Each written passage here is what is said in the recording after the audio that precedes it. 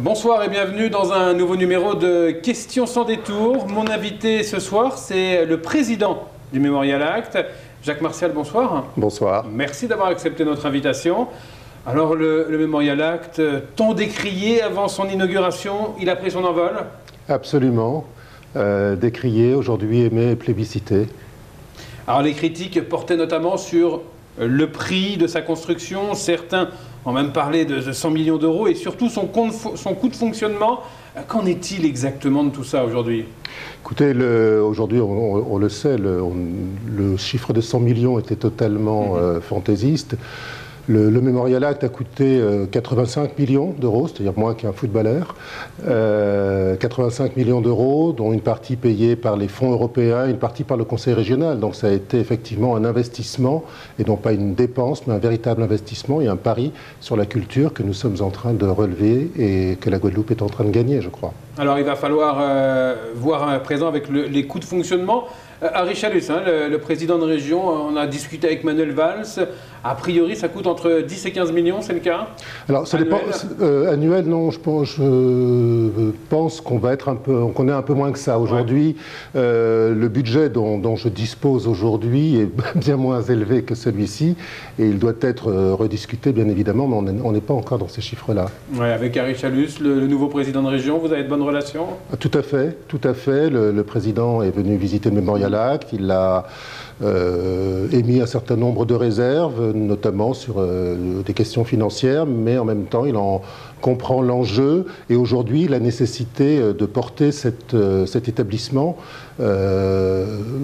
jusqu'au bout, puisque aujourd'hui il existe et que l'on voit qu'il est en train de réussir ce pourquoi il a été construit. Donc c'est réellement une collaboration avec la région qui vient de débuter. Alors il veut créer un établissement public de coopération culturelle de manière à ce qu'il y ait un label au niveau des musées de France. C'est une bonne idée? C'est possible? Oui, je crois que... Enfin, on en a parlé, moi, le label Musée de France ou Musée national d'ailleurs, parce que Musée de France c'est autre chose, Musée national. Je ne suis pas persuadé, à titre personnel, à 100% que ce soit nécessaire. Le Memorial Act n'est pas un musée.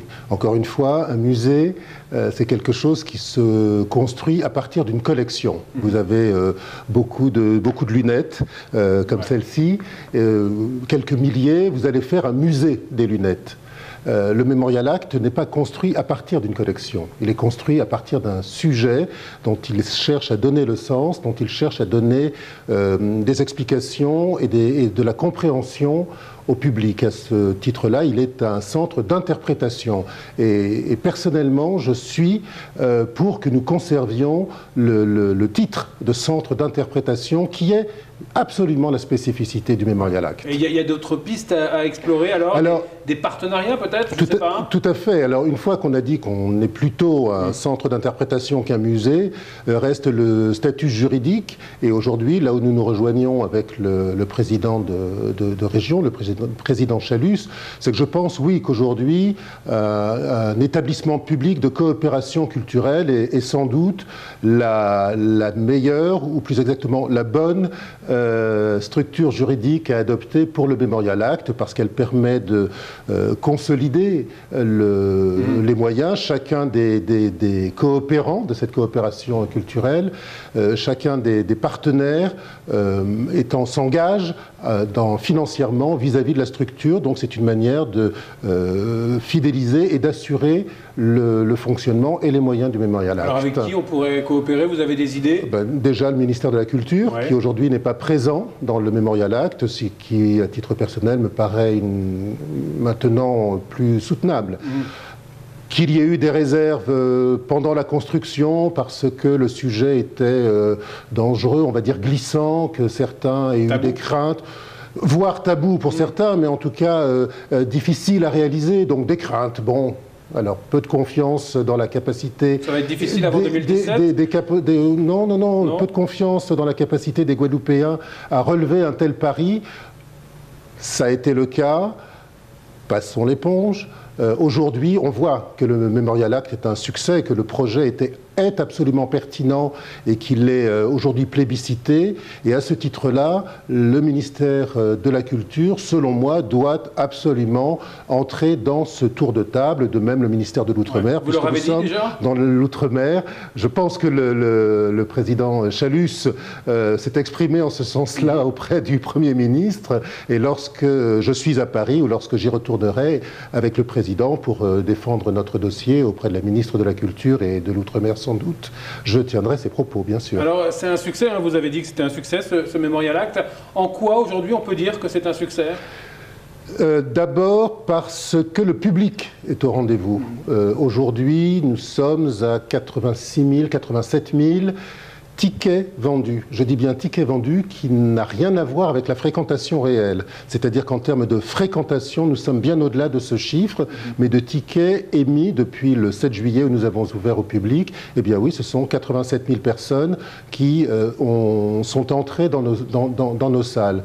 Pour autant, la salle, les espaces de généalogie qui sont extrêmement fréquentés et pour l'instant en accès gratuit, ces publics-là ne sont... plus tard ? Ça va l'être parce que c'est du travail, parce que ce sont des personnels à embaucher, parce que c'est du matériel qui s'abîme et qu'il faut entretenir, parce que ce sont des bases de données qu'il convient d'enrichir, des abonnements. Donc tout cela a un coût et il va falloir à un moment, pour que nous puissions offrir un service de qualité, que nous passions à un tarif payant, mais qui sera, selon que l'on visitera l'exposition et qu'on ajoutera à sa visite l'utilisation de ces espaces, voilà, il y aura des tarifs bien évidemment différents.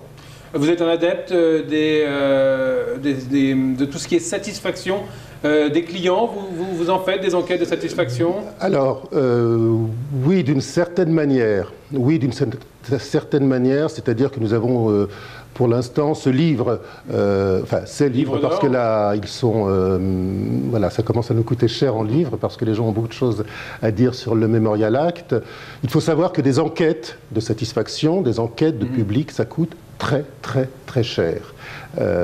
Et là, aujourd'hui, c'est vrai que nous n'avons pas ces moyens-là, et en tout cas, ça n'est pas dans nos priorités. Actuellement, donc en 2016, peut-être la seconde partie de l'année, nous pourrons y venir. Alors, est-ce qu'on sait tout de même quel type de public se rend au Memorial Act? Sont plus des touristes, plus des Guadeloupéens? C'est partagé? Alors, en cette période touristique, oui, il y a beaucoup de touristes, heureusement, parce que c'est aussi à eux que s'adresse le Memorial Act, à toutes les personnes qui sont en Guadeloupe et qui passent en Guadeloupe.